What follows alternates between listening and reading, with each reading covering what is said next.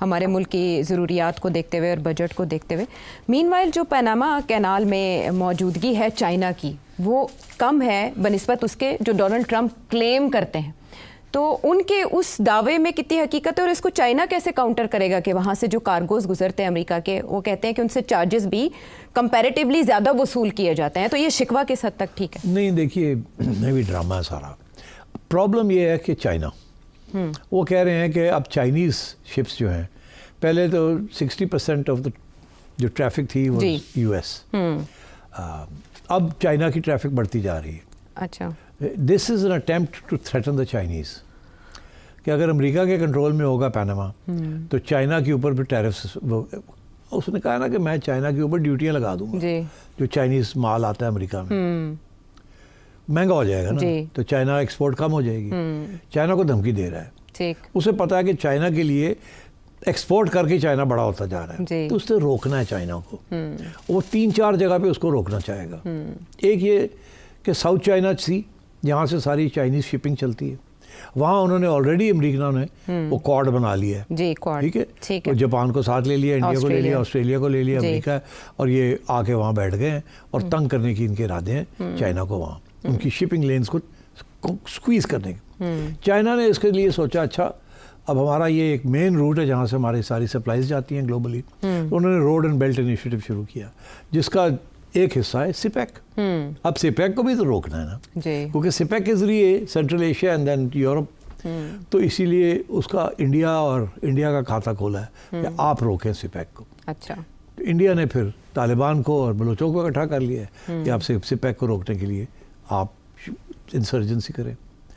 तो चाइना को यहाँ रोकने की कोशिश की जा रही है, उधर रोकने की कोशिश की जा रही है। अब पनामा में, क्योंकि Chinese ships are also using Panama for export of goods to the United States, तो एक तो पनामा के ऊपर और ड्यूटियाँ लगा देंगे अगर इनके हाथ में आ गई, तो डिस्क्रिमिनेशन करेंगे।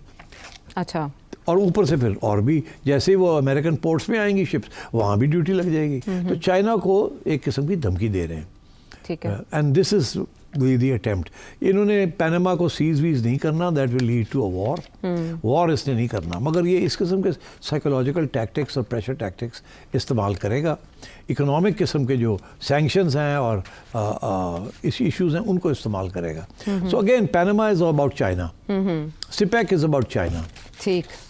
Even in my view, Greenland is about China. Not Russia. Not Russia. It's about China. Okay. और लेकिन आपने ये भी क्लियर कर दिया कि वो जंग की तरफ नहीं जाएंगे। नहीं जाएंगे। जिस हद तक धमकी से मकासद पूरे हुए। और वो तजारत और सैंक्शंस जो होंगी, और जैसे भी हमारी 3-4 कंपनीज को सैंक्शन किया है, चाइना की 25-26 को सैंक्शन किया हुआ है, उनको ब्लैक लिस्ट किया हुआ है, और इस किस्म के इकोनॉमिक मेजर्स लेगा। उसको ये भी डर है कि अगर चाइना स्ट्रांग हो गया तो डॉलर वीक हो जाएगा, इन्होंने अपनी करेंसी बना लेनी है तो क्या होगा। So I think the entire focus of Donald Trump will be on the economic front, and the main adversary will be China. तो यूरोप क्या मेहमान अदाकार बन के एक्ट करेगा और सिर्फ रशिया, चाइना और अमेरिका ही? यूरोप फारग हो चुका है। यूरोप के अंदर इतनी डिवीजन शुरू हो गई हैं, अब इतनी लड़ाई झगड़े शुरू हो गए हैं, और राइट विंग पॉलिटिक्स शुरू हो गई है।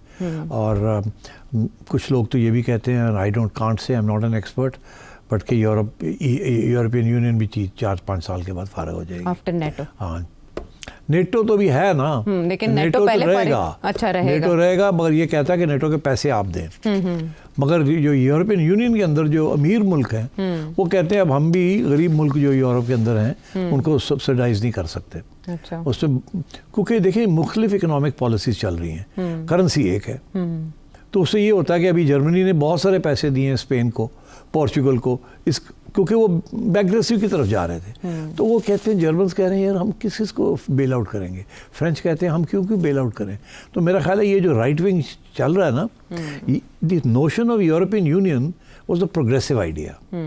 अब जो है अनप्रोग्रेसिव या रिवर्सल चल रही है यूरोप के अंदर, इनवर्ड अप्रोच। हाँ, तो अमेरिका में भी और यूरोप में भी। तो मेरा ख्याल है कि ये EU भी फारग हो जाएगा, आज नहीं कल नहीं परसों, एक एक करके some countries might leave European Union।